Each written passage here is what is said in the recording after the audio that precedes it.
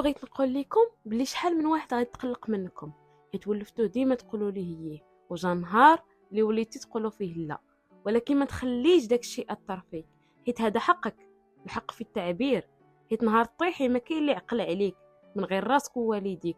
ما يهمك حد، راه ملي تخافي تخسري الناس اللي كاينين في حياتك راك تطيح حياتك، وقتك، جهدك، قرايتك، غتخسري بزاف. غتبقاي غير جاملي في هذا وهذا باش ديري الخطر لكل شيء، وانتي تبقاي بلا خطر.